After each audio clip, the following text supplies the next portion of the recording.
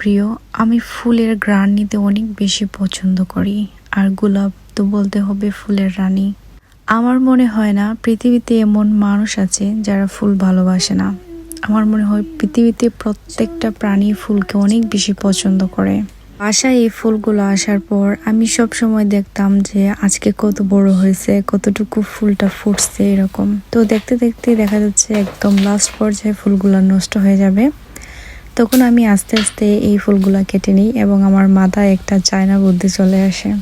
China বুদ্ধি মানে এরকম, চায়নারা যেরকম কোনো কিছু ওয়েস্ট করতে চায় না, কোনো কিছু ফেলতে চায় না, সো আমার মাথায়ও সেই রকম একটা বুদ্ধি চলে আসছে। তো আমি চাচ্ছি না এগুলো ওয়েস্ট করতে বা ফেলে দিতে, কারণ ফেলে তো এমনি নষ্ট হয়ে যাবে। সো ফেলে দেওয়ার আগে আমি চাচ্ছি এটাকে কোনো একটা কাজে লাগাবো। সো আমার মাথায় যে বুদ্ধিটা আসছে, আমি এখন এই ফেলে দেওয়া ফুলগুলো থেকে চাচ্ছি কিছু একটা জুয়েলারি মেক করতে। নট জুয়েলারি, মানে ফুলের কিছু গহনা বানাবো, যা আমার একটা হোয়াইট কালার ড্রেস আছে এটার সাথে পরবো।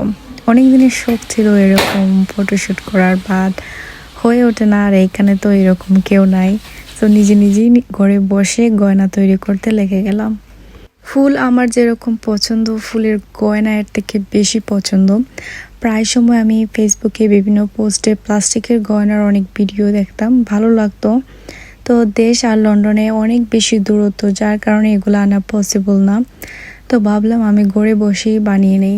তার আগে আমি ফুল দিয়ে একটু ঢং করে নিচ্ছিলাম, যেহেতু ফেলে দিব তাই এইরকম একটু স্মেল নিয়ে একটু ভিডিও করতেছিলাম। ভালো লাগতেছিল ফুলগুলো, একদম ফ্রেশ ছিল এরকম না, আবার একদম নষ্ট হয়ে গেছে এরকম না, মোটামুটি ভালোই ছিল।